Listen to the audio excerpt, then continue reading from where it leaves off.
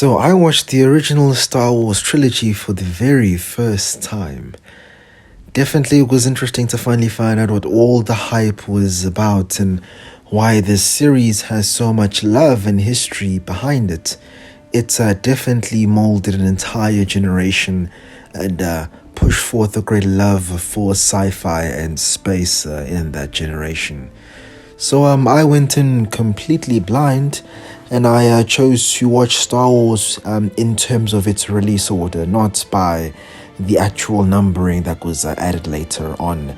And the reason I actually chose to start with the very first one, the first one that was released, Star Wars Episode 4, A New Hope, the reason I started with that one was because I had absolutely no interest in going to an inferior viewing experience by starting with the movie that was released in 1999. Now, I don't know about the quality of the storytelling and the writing, but if I'm going to watch a movie, as I continue to watch it, I would prefer that the visual fidelity, quality, and all those things improve as I continue with the subsequent sequels.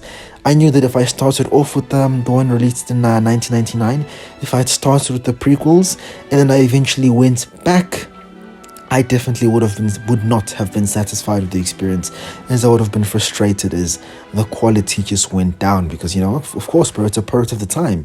These movies came out in the late 70s and early 80s, so it's not to be can't be surprised at all by that. So let's start off with the very first one that I watched, Star Wars: A New Hope, the very first Star Wars movie released by George Lucas and Lucasfilms. I'll be absolutely honest with you, out of the movies that I've seen from Star Wars, this is actually my favorite one. I felt that the pacing was good, it was interesting, there was a whole lot of heart in it, and it was overall just a superior experience in my personal opinion. We're introduced to all the significant main characters: Vader, Princess Leia, Han Solo, Luke Skywalker, of course.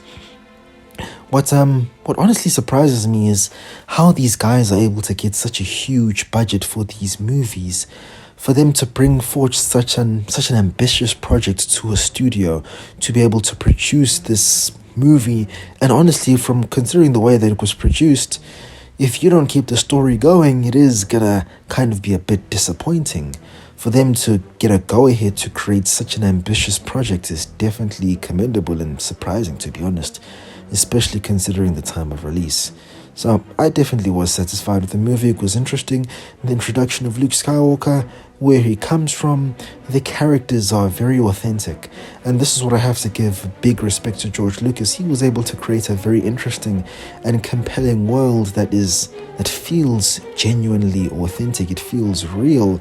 It doesn't feel like it was just something that he just cooked and whipped up just to make a good bag. No, a whole lot of thought went into this world, and it was interesting to how he developed the lore. The movie and the pacing goes well, and it's an interesting story as we start off following the robots who are going to deliver a message to Obi-Wan Kenobi, a former Jedi who has, of course, left those years behind him. Those two robots are of course going to send over a message to him, but on their way, they are taken and commandeered by some jabbers between the Skywalker family, commandeers them and purchases them from them, and because of that, they're able to end up with Obi-Wan Kenobi, and Luke Skywalker is introduced into the world of Jedis. Alongside that, of course, his family suffers an unusual and unfortunate fate, but this sets Luke Skywalker on his journey to be a legendary Jedi warrior. Overall, it's a decent movie. Definitely strong. And out of the two movies that I've seen from the original trilogy, I definitely enjoyed the first one a whole lot more. I felt it was smooth, it was good, it was concise. Pacing moved interesting enough. We're introduced to all the relevant characters. It just hit the right spot. And in terms of a battle, it was easy to get behind them. Very easy to get behind the rebels and not to be vibing with the Empire. The destruction of the Death Star was cool. The combat, if we're talking about the aircraft combat, was absolutely great. I was genuinely surprised how little lightsaber combat there was. I'll be honest, it was not great. The lightsaber combat in the first movie is definitely not great, but the blaster combat is good and solid enough. It's enjoyable enough, and I wouldn't be disappointed with that. Even in terms of it being an older movie, that still holds up to this day. If I was to give the original one as a rating out of 10, and yes, I am absolutely considering its time of release in this rating because I think it's that's important. Now, if we're considering it in today's standards, the rating would have to shift slightly. But if I'm giving the original movie a rating out of 10, original Star Wars, I'm giving it a solid 8 out of 10. It's a good movie. The pacing is good. It's got genuine heart. There's authenticity behind it. There's real love. And a compelling story was told. Now, for the second movie, The Empire Strikes Back, I definitely have a little bit more of mixed feelings on this movie right here. The pacing is a lot slower, and the things that transpire in this title are definitely a lot less interesting in my personal opinion. We spend a lot of time with Han Solo and Princess Leia and Chewbacca being stranded and them trying their utmost best to evade the Empire as they've come back in full force after the destruction of the Death Star. And Darth Vader definitely seems to be the top dog since all the other major players were destroyed during the destruction of the Death Star. In my personal opinion, this second movie is alright. Gets the job done. It introduces us to some key characters through the introduction of Yoda, and we do see some of Luke Skywalker's training as he becomes a Jedi. Interesting stuff, but in terms of entertainment value, it's definitely more of a stepping stone. And because I think they seem to be using this time to develop things, this is the movie that unfortunately suffered because of that. The things that happened here are honestly not too interesting, and it seems to be, how do I put it, a transition movie more so than a spectacle on its own. The things that transpire here make the final movie a little bit more interesting, but the things that happen here really are just alright. Darth Vader and the Empire made some interesting and smart moves, and putting Han Solo, Leia, and all the others and the rebellion in overall jeopardy. But other than that, this was, in terms of a plot perspective, more so an inconsequential. And that's why I was complaining a wee bit that, the pacing is a lot slower, and that does make it a wee bit dry. The things that were happening were not really compelling, and really all there was just rescuing the friends, rescuing Han Solo and Leia from the clutches of the Empire. And that was the main part and what the plot consisted of. Now the twist at the end of finding out that I am your father, I'm sure definitely was interesting at the time. But yeah, Star Wars is an extremely famous piece of media entertainment, and I've seen that scene done over and over again in different shows and things. So yeah, you could definitely say that was spoiled to me. And yeah, that was quite unfortunate, but I saw that coming, and it was cool to see him escape and him ending up repairing his hand by getting himself a metal arm. Definitely some cool stuff, but nothing crazy. I'm giving The Empire Strikes Back a rating out of 10. I'm going to give it a 6 out of 10. Decent title.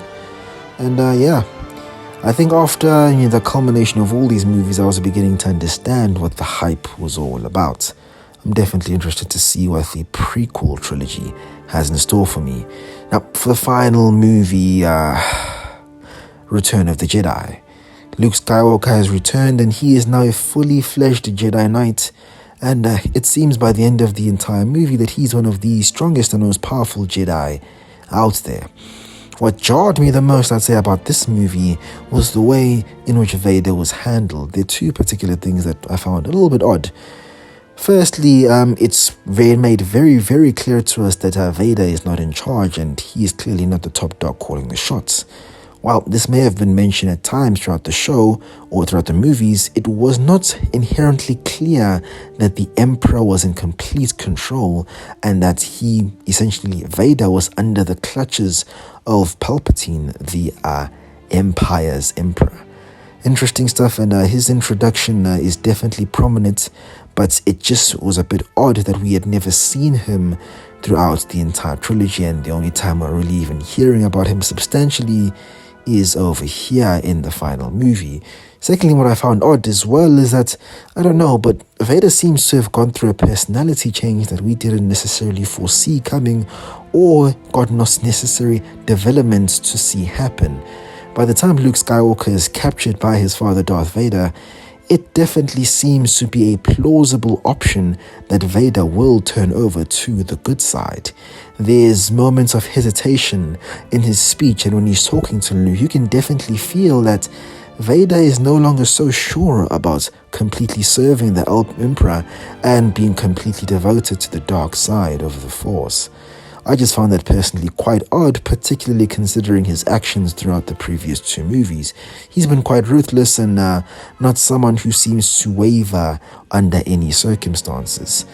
I understand that Vader is seen to be as a legendary villain and known to be a villain of many people's childhoods, but I don't know, perhaps the standard has gone up in terms of villains, but for me personally, Vader is not a villain that is going to stick long and hard in my mind. He's not this legendary villain that I will be going to sleep and being scared of. Of course, I'm an adult now, of course, but even then, if I'm comparing him to other villains, he's more generic than anything else. Now, I understand that I have not yet seen the prequel trilogies, the trilogy movies, and perhaps that substance and all the context to that will perhaps give me more reason for me to care about Vader. But from what was served here, which is supposed to be Darth Vader in his peak, he's just alright, and he fits more so into the generic villain that we're used to seeing. Return of the Jedi is a little bit better in terms of the pacing, but more so because more substantial things happen and the Empire is finally defeated by the end of it all. But the pacing definitely was on the slower side and not to a satisfactory amount. This is one problem that I'll point out is, while Luke Skywalker has definitely made some solid ground and he's become a much stronger Jedi warrior, I personally find it a bit problematic that I don't think the movie gave him the glory I think he deserved. He doesn't dominate anybody in combat. Even when he was fighting Jabba the Hutt and he was rescuing Han Solo, I was under the assumption that he was going to go up there, show up and cook. But perhaps this is just the way that they want to set up Jedi to not be all powerful beings. I of course this is not my first time interacting with Star Wars content. I've watched The Mandalorian, thoroughly enjoy that. But I'd say something that really, the first real interaction was playing Star Wars Jedi Fallen Order. And I'll be honest, bro, like, Cal Kestis seems to be a more competent warrior than Luke Skywalker, just considering what we've seen so far. Luke Skywalker is definitely far from OP, and from the way that Luke Skywalker is framed and the way the Jedis are framed, they definitely are still vulnerable people despite all their power in the Force and their lightsabers. Overall, it was a decent movie and it was satisfactory, and it was interesting to see Vader eventually turn over to the good side. I'm certain that after I watch the prequel movies, I'll probably gain more appreciation for this change, and maybe I'll have more appreciation for the characters that I may not have paid too much attention to. Overall, I'm starting to get a bit of more of an appreciation for what Star Wars is all about as this cultural phenomenon. For me personally, I'll be honest, Return of the Jedi was okay, but it definitely didn't blow me away. I'll be honest, I'd have to give it a 6 as well. So, my overall ratings are an 8 out of 10 for the first one, good stuff. Second one a 6, and the third one a 6. I understand you guys could roast me in the comments, it's cool, but this is the thoughts of someone who has no bias, no interest, and just went into this series blind, looking for an entertaining experience. Perhaps I'll have better feelings towards the prequel trilogy, but from the original trilogy and the tale of Luke Skywalker and his journey alongside his father did not blow me away as an ensemble trilogy. It's not going to be a classic for me as it is for other people, but perhaps after I enjoy the prequel, I will have a change of heart. Overall, I will say I enjoyed the movies, and I never got to a point where I was bored out of my mind, where I changed the channel or wanted to watch something or do something else. And for that alone, for such an old group of movies, I'd say that's an achievement on its own. I went in with quite some low expectations, And by the end of it all, I was actually pleasantly surprised. Those movies hold up even to today. So if you're somebody like me who also hadn't ever watched these movies before, I would recommend you go ahead and give them a watch. They're a great time. And to the fans, expect a review of the prequel trilogy to come very, very soon. Interesting clump of movies, and I'm interested to see what else Star Wars has to offer. Take it easy, gents. I'm Explicit Sage, and I'll check you on the next video.